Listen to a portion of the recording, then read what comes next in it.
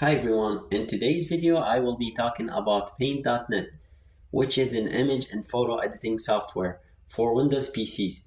It features an advanced yet simple to use interface with support for layers, unlimited undo, special effects, and wide variety of useful and powerful tools.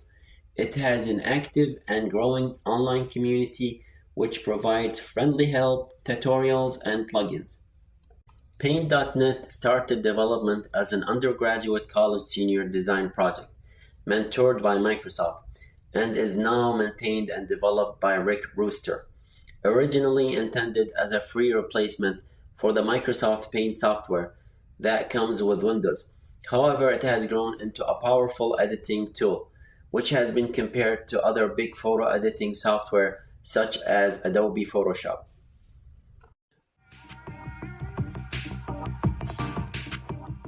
At the main site where I will download Paint.net. I will leave the link down in the description. So to my right is the latest version I could download and install. So let's click on it.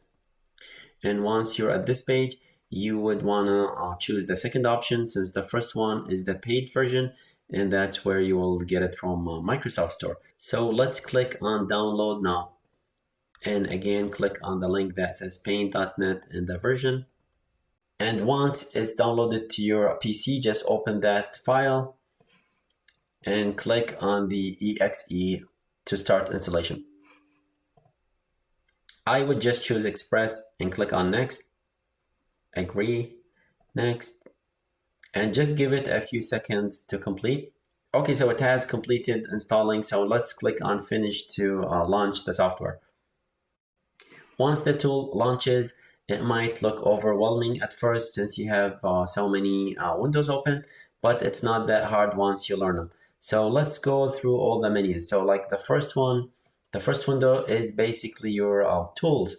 So that's all the available tools you could use. So you could select, you could move stuff, you could draw, you could add text, and you could add other shapes.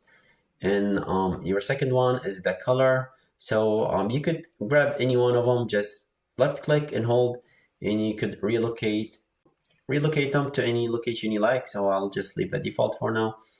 And there is your history. So your history will show all of your changes, and you could do redo or undo stuff from here.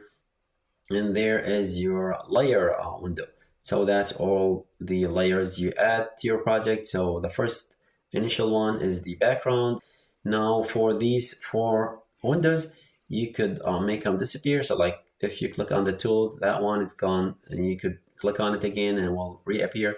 So whichever one you do not want to see, you could just uncheck those and they all disappear. So I'll just leave them for now. Now let's go ahead and cover all the menus. So like for the file, it's the standard options for the file menu. So you could create a new project, you could open an existing one, you could save as. So like if you have an image and you're done, you could save as to a different format. You could save it as a JPEG, you could save it as a PNG format, and all the other available formats. Now under your edit menu, it's the standard options as well. You have your undo, redo, cut, paste, and all the other stuff. And under your view, you have your zoom in, zoom out. You could show your pixel grid. You could show your ruler. So if we click on that, you get to see the ruler. Now you have these options on over here as well. So like you could uncheck the ruler again and it's gone. Now under your images, you could resize images, and you could resize the canvas. So this is the canvas, so we could resize this as well. You could flip the whole thing horizontally or vertically, and you could rotate your image as well. And for the layers, you could add layers, and so all these options you could do over here as well from these options. Adjustments, so that's more advanced options, and effects. So we have a lot of effects as well, and that's advanced as well. I'm going to go ahead and show you an example. In this example, I'm going to import an image and try to remove the background and save it as an image with a transparent background.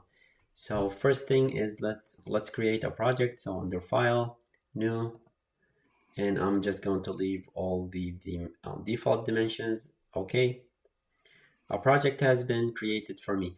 A few things to look at. By default, you get to have one layer, which is your background layer, and that's on this white canvas. You could zoom out by going to view, zoom out, or you could zoom in by going to zoom in, or you could just zoom to window, and that will basically center your canvas perfectly. And also you could hold the control key on your keyboard and scroll down or up to zoom in and zoom out.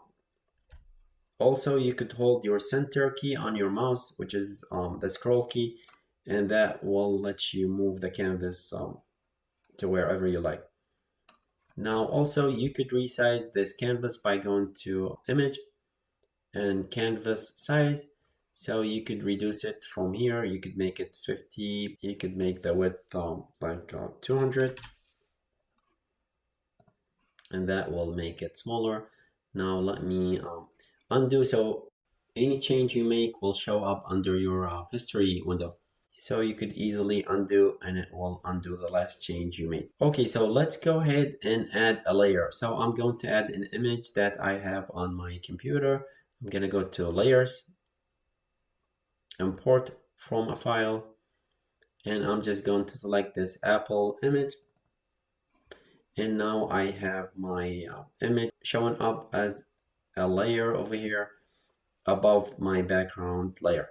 Now it is selected now. So to deselect, just hit the escape key on your keyboard or the enter key. I'm just going to go with the escape key, and it's deselected. So now you could left click on this layer and just drag it beneath the background. And now you can't see the apple because it's at the bottom, and whatever is on the top gets to be displayed first. So let me move it back, and now it's up. So I'm going to delete the background of this image. So first thing is, let's delete the background, the first layer we had. Click on the delete layer button over here, and that took care of that layer. Now for this background, there are two ways to remove it. We either could select our eraser from the tool window. So like by default, it's size 2 and it's really tiny. So you could increase the eraser size. I'm gonna just make it 50, and now it's much bigger.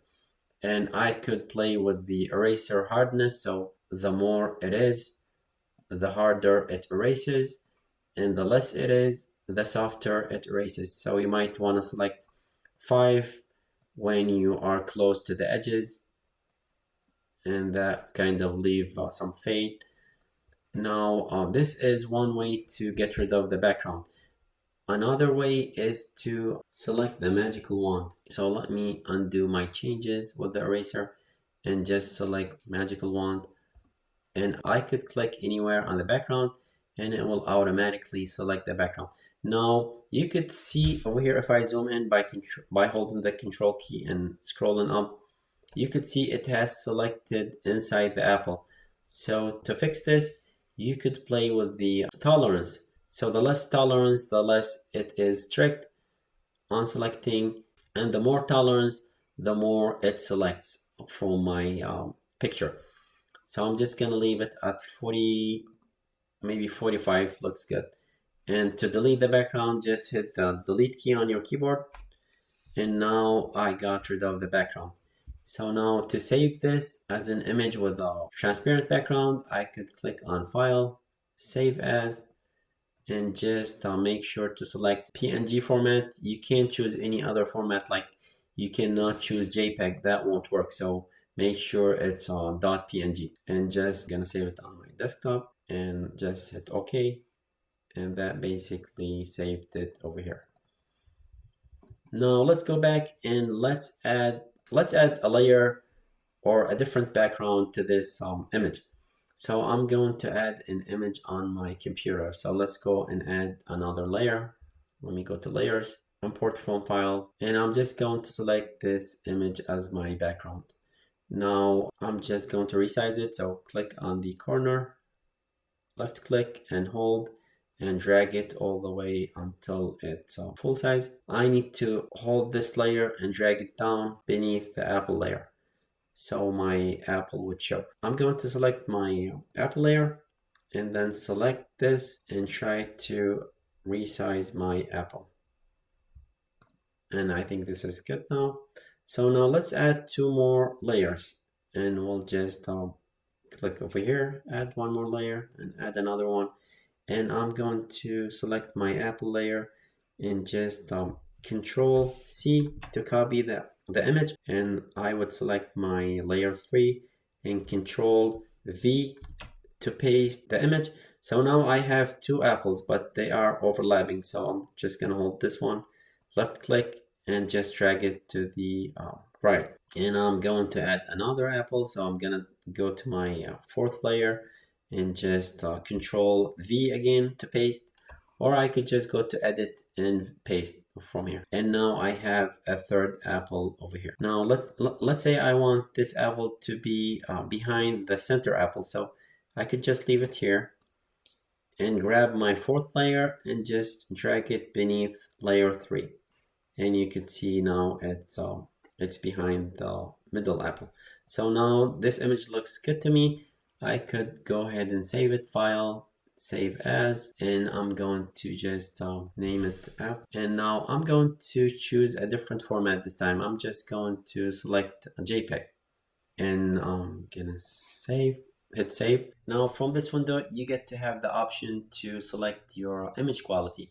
So you could either leave it at 100%, and that will result in a bigger file size, or reduce it and have a smaller image size that you might want to email to someone or save on the web. Click OK to save, and now it's asking you to flatten this image. So basically what it's saying, it's going to merge all those layers into one, and the image should be saved on my desktop now, and I have the image over here. And those are all the basic functionalities I wanted to show you in this video. If you have enjoyed watching, please hit the like button, subscribe, and leave me a comment below. I will see you on the next one.